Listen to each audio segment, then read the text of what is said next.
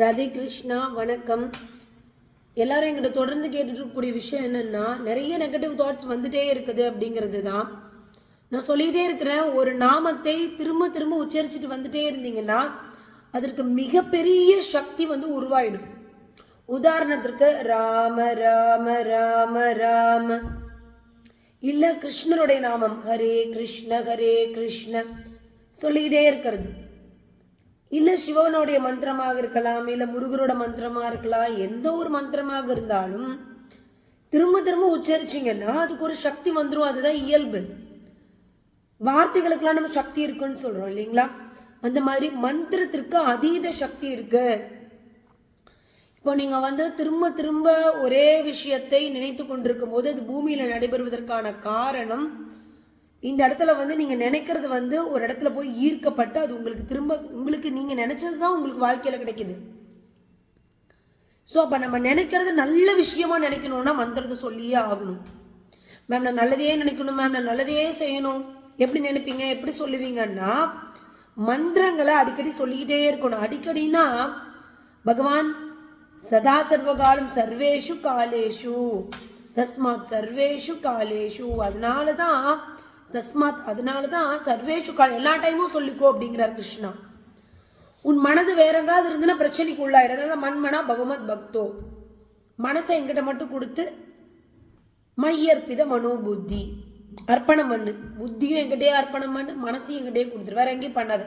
பகவான்கிட்ட கொடுத்தா மட்டும்தான் மாறும். சரி, இப்போ நான் இதெல்லாம் எதுக்கு சொல்கிறேன்னு நீங்கள் கேட்கலாம். ஸோ இதெல்லாம் எதுக்கு நான் சொல்கிறேன்னா, அந்த தாட்ஸ் நல்ல விஷயங்களை நினைக்கிறதுக்காக தான் கிருஷ்ணா திரும்ப திரும்ப சர்வதர்மான் பரித்ரக்ய மாம் ஏகம் சரணம் விரஜ, எங்கிட்ட ஒருத்தங்கிட்டே சரணாகதி பண்ணி, இதெல்லாம் சொல்கிறதுக்கான காரணம் என்னென்னா, உங்களுடைய தாட்ஸ் உங்களை அறியாமையே எங்கேயோ வெளியில் போய்கிட்டே இருக்குது. ஸோ பகவான் அதெல்லாம் பிடிச்சி இழுத்து ஒரே பக்கமாக ஒரு ஆர்கனைஸ்டாக பாசிட்டிவ் தாட்ஸை மாற்ற சொல்கிறார். இந்த பாசிட்டிவ் தாட்ஸ் வராததுக்கு காரணம் உங்களுடைய கண்ணு, மூக்கு, வாய், காது, இதெல்லாம் ஐம்புலன்கள், தொடு உணர்வோடு சேர்த்து சொல்கிறோம் இல்லையா ஐம்புலன்கள்னு, இது கண்ட இடத்துல சிதறி போகிறதுனால தான் உங்களுக்கே தெரிய மாட்டேங்குது சரியோ ஆர்கனைஸ்டான வழியில் இருக்கிறோமா இல்லையான்னு. நீங்கள் தேவையில்லாத விஷயத்தை தொடர்ந்து பார்த்துக்கிட்டே இருக்கும்போது, கேட்டுகிட்டே இருக்கும்போது, பேசிக்கிட்டே இருக்கும்போது உங்களையே அறியாமல் தப்பான விஷயங்களை நீங்கள் செஞ்சிருவீங்க. உங்கள் வாழ்க்கையில் உங்களுக்கே தெரியாது நீங்கள் தப்பான விஷயம் செய்கிறீங்களா இல்லையான்னு உங்களுக்கே தெரியாது. ஆனால் தப்பான விஷயங்களை செஞ்சிருவீங்க, உறுதியாக பண்ணிடுவீங்க. ஏன் உங்களுக்கு நெகட்டிவ் தாட்ஸ் வருதுன்னா யோசிச்சு பாருங்கள். யாரோ ஒருத்தர்கிட்ட தேவையில்லாத விஷயத்தை பேசியிருப்பீர்கள், பார்த்திருப்பீர்கள், கேட்டிருப்பீர்கள், இல்லைன்னா படிச்சிருப்பீங்க. ஸோ உங்களுடைய ஐம்புலன்களால் நீங்கள் செய்யக்கூடிய விஷயங்கள் எல்லாமே உங்களுடைய மூளையில் ஸ்டோர் ஆகுது. அப்போது விளையாட்டுக்கு தான் நினச்சேன், விளையாட்டுக்கு தான் பேசினேன், விளையாட்டுக்கு தான் சொன்னேன், நீ விளையாட்டாக பேசுவது கூட இங்கே பூமியில் ரெஜிஸ்டர் ஆகும். விளையாட்டை கிண்டல் அடிச்சுட்டு பேசுவோம் இல்லையா?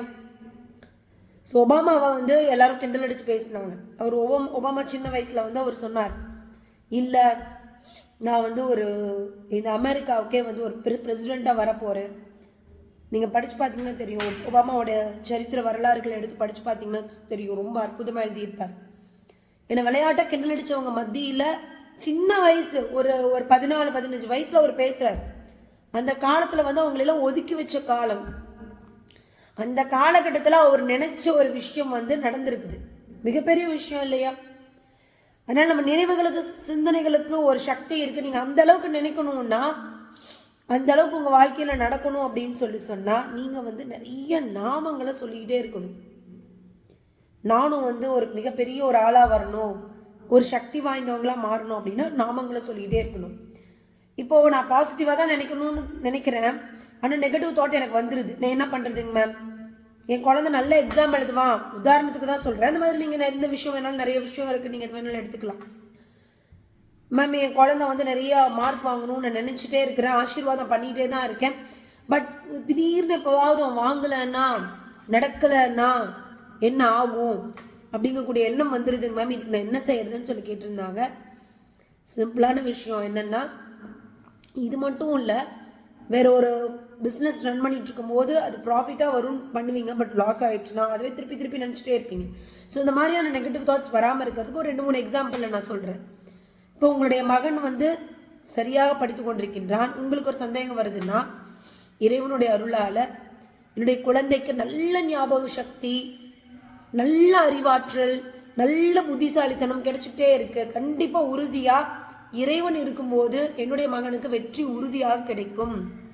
நிச்சயமாக என்னுடைய மகன் சிறப்பான வகையில் பரீட்சை எழுதுவான், நல்ல மார்க் வாங்குவான், சிறப்பான உத்தியோகத்துக்கு போவான் அப்படின்னு சொல்லி உங்களுடைய எண்ணங்களில் திரும்ப திரும்ப நீங்கள் நினச்சிட்டே இருக்கணும். அது ஒரு தடவை கிடையாது, நீங்கள் ஒரு 10 தடவை மினிமம் சொல்கிறேன், அதிகமாக 100 தடவை கூட நினச்சிக்கலாம்.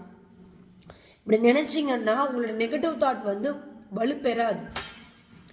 ஏன்னா இப்போ இருக்கக்கூடிய காலகட்டத்தில் செல்ஃப் மோட்டிவேஷன் அப்படிங்கிறதே இல்லை. சுயமாக நீங்களே முயற்சி பண்ணுறது, உங்களையே சுயமாக ஊக்கப்படுத்திக்கிறதுங்கிறதே இல்லவே இல்லை. யாரோ ஒருத்தர் நிற்கணும். என்னோட பேரண்ட்ஸ் மோட்டிவேட் பண்ணிக்கிட்டு இருந்தாங்க, என்னுடைய ரிலேட்டிவ்ஸ், என்னுடைய ஃப்ரெண்ட்ஸ், என்னோட க்ளோஸ் ஃப்ரெண்ட்ஸ் எனக்கு எப்பவுமே மோட்டிவேட் பண்ணிகிட்டே இருப்பாங்க. ஸோ அதை வச்சு தான் நான் மேலே வந்துக்கிட்டே இருக்கிறேன். இது எல்லா நாளும் நடக்காது.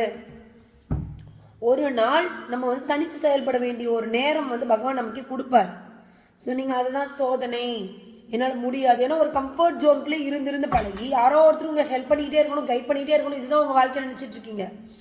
கம்ஃபர்ட் ஜோன்லேருந்து வெளியில் வந்தால் தான் உங்களுக்கு வாழ்க்கைன்னு என்னென்னு தெரியும். அது செல்ஃப் மோட்டிவேஷன் வேணும், நிச்சயம் அது கிடைக்கணும், ஒவ்வொருத்தருக்கும் கிடைக்கணும்.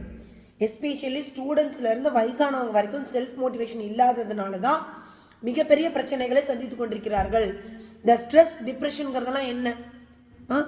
இந்த ஸ்ட்ரெஸ்ஸுங்கிறது மேலாப்பில் இருக்கிறது, டிப்ரெஷனுங்கிறது அதையே நீ நினச்சி நீயாவே உள்ளே கொண்டு உன்னையே ஒரு அழுத்தத்துக்கு கொண்டு வருது.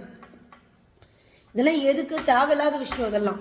ஸோ இதிலேருந்துலாம் நீங்கள் வெளியில் வரணும், உங்களை நீங்களாம் மாற்றிக்கணும் அப்படின்னு சொல்லி நினச்சிங்கன்னா எப்பொழுதும் நல்ல விஷயங்களை சிந்திக்க இந்த நாமம் உங்களுக்கு உதவிகரமாக இருக்கும். நீங்கள் ட்ரை பண்ணி பாருங்கள்.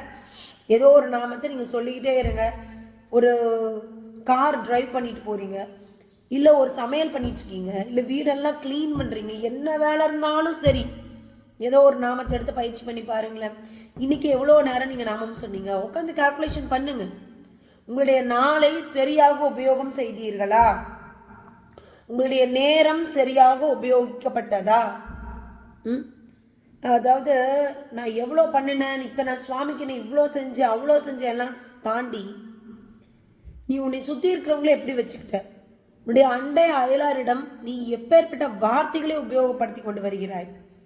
நீ மற்றவங்களை எப்படி ட்ரீட் பண்ணுற? இதை குறித்து தான் உன்னுடைய வாழ்க்கை நிர்ணயிக்கப்படுகின்றது.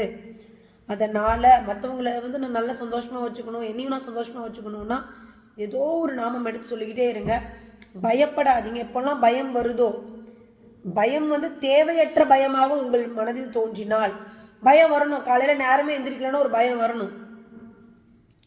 கண்ட உணவு சாப்பிட்டா ஒரு பயம் வரணும், உடம்பு கெட்டு போயிடணும்னு. சரியான நேரத்துக்கு தூங்கலைன்னா ஒரு பயம் வரணும் இல்லையா? மற்றவங்களை தப்பாக பேசும்போது, மற்றவங்களை தப்பாக நடத்தும் போது ஒரு பயம் வரணும். பயங்கிற ஒரு உணர்வு இறைவன் சொல்கிறார் கீதையில், நான் தான் படைச்சேன். ஆனால் இந்த பயத்தை தேவையில்லாமல் உபயோகப்படுத்தக்கூடாது. வீட்டில் தனியாக இருக்கிறதுக்கே பயமாக இருக்குது, மற்றவங்ககிட்ட பேசுகிறதுக்கே பயமாக இருக்குது, ஏதாவது சொல்லிடுவாங்களோ, நீங்கள் இதுக்கு பயமாக இருக்குது, அதுக்கு பயமாக இருக்குது. ஸோ இதெல்லாம் கொஞ்சம் அவாய்ட் பண்ணிக்கணும். இதுக்கு நாமம் உபயோகரமாக இருக்கும். இல்லை மேம் உங்களோட நாங்கள் தொடர்ந்து இணைஞ்சிருக்கணும்னு நினச்சிங்கன்னா டெய்லி பகவத்கீதை கிளாஸ் அட்டன் பண்ணுங்கள். ஆயிரக்கணக்கான பேர் டெய்லி அட்டன் பண்ணிக்கிட்டே இருக்கிறாங்க இல்லையா? டெய்லியும் 6:30 மணிக்கு 5 மணிலேருந்து மெடிடேஷன் கிளாஸஸ்லாம் உங்களுக்கு இருக்குது. 6 மணிக்கு உள்ளே வந்தீங்கன்னா கோமாத பூஜையெல்லாம் பார்க்கலாம். அது மட்டும் இல்லாமல் 6:30 மணிக்கு 6:30 மணிக்கு உங்களுக்கு மனம் திருக்கிற வாசுதேவ கிருஷ்ணன் வகுப்புக்கான அற்புதமான துவக்கம் ஆரம்பம்.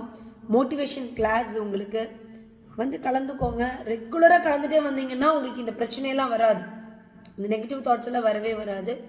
தொடர்ந்து இணைஞ்சிருக்கலாம். இறைவன் உங்கள் கூட எப்போவுமே இருப்பார்.